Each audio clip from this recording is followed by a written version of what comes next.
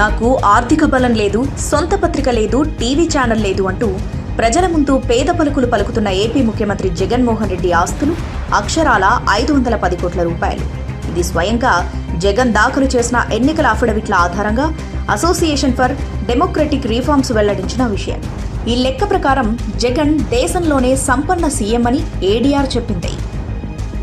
దేశంలోనే సంపన్న సీఎం జగన్ అని చెప్పిన ఏడీఆర్ జగన్పై 38 కేసులున్నాయని కూడా చెప్పింది. అందులో ఫోర్జరీ, బెదిరింపులు, దాడులతో పాటు అక్రమాస్తులపై సీబీఐ, ఈడీ నమోదు చేసిన కేసులు కూడా ఉన్నాయి.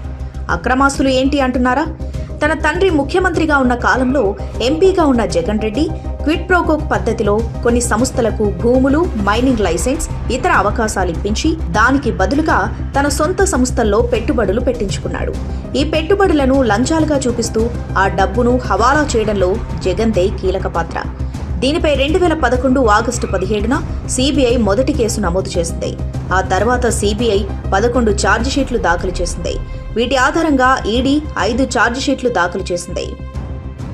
నేరపూరిత కుట్ర, మోసం, నేరపూరిత నమ్మక ద్రోహం, లెక్కలు తారుమారు చేయడం, క్రిమినల్ మిస్కాండక్ట్తో పాటు అవినీతి నిరోధక చట్టాల కింద జగన్పై కేసులు నమోదయ్యాయి. 2012 మేలో జగన్మోహన్ రెడ్డిని సీబీఐ అరెస్ట్ చేసింది. 16 నెలలు హైదరాబాద్లోని చంచల్గూడ జైల్లో ఉన్న జగన్ 2013 సెప్టెంబర్లో బెయిల్పై విడుదలయ్యాడు. ఇలా ఈ క్విడ్ ప్రోకో ద్వారా జగన్ 1,00,000 కోట్ల అక్రమ ఆస్తులు సంపాదించాడని అంచనా. సీబీఐ లెక్కల్లో జగన్ రెడ్డి 43,000 కోట్ల అక్రమ ఆస్తులను కూడబెట్టాడు. ఇక 2019లో అధికారంలోకి వచ్చిన జగన్ ఆ దోచిన సొమ్మును కాపాడుకోవడానికి, తన ఆర్థిక నేరాలకు శిక్షలు పడకుండా కూడా చూసుకోవడానికి తన అధికారాన్ని ఉపయోగిస్తూ వస్తున్నాడు.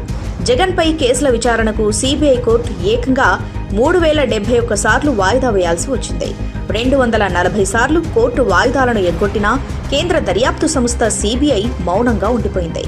అంతేకాకుండా జగన్ తన అధికారాన్ని అడ్డుపెట్టుకుని గత 5 ఏళ్లుగా మరో 2 లక్షల కోట్ల అక్రమాలకు పాల్పడ్డారని అంచనా. మద్యం మాఫియా, ఇసుక మాఫియా, మైనింగ్ మాఫియా, భూ కబ్జాలు ఇలాంటి ఎన్నో అక్రమాలతో జగన్ ఒక్కడే కాకుండా వైసీపీ నేతలంతా ఎవరికి చేతనైనంతగా వారు దోచుకున్నారు. ఒక్క ఇసుక అక్రమాల ద్వారానే 4 లక్షల కోట్లు దోచుకున్నారని అంచనా. పేదలకు ఇళ్ల స్థలాల పేరిట రాష్ట్ర వ్యాప్తంగా 6,000 కోట్లకు పైగా అక్రమాలు జరిగాయి. ఇక మద్యం మాఫియా మొత్తం జగన్ రెడ్డి చేతుల్లోనే ఉంది. ఇలాంటి అక్రమ సంపాదనతో జగన్ రెడ్డి 100 కోట్ల ఖర్చుతో ఊరుకో ప్యాలెస్లను ఇదివరకే కట్టుకున్నాడు. అది చాలదన్నట్టు విశాఖలోని ఋషికొండను ధ్వంసం చేసి అక్కడ మరో ప్యాలెస్ను ప్రజాధనంతో కట్టుకున్నాడు. ఇలాంటి అక్రమార్కుడు జనం ముందుకొచ్చి తనను తాను పేదవాడిగా వర్ణించుకోవడం, తన అక్రమాలను ప్రశ్నించిన ప్రతిపక్షాలను పెత్తందారులు అనడం విచిత్రం. ఈ అసలైన పెత్తందారును మళ్లీ గెలిపిస్తే పేదలు మరింత పేదలు కావడం ఖాయం.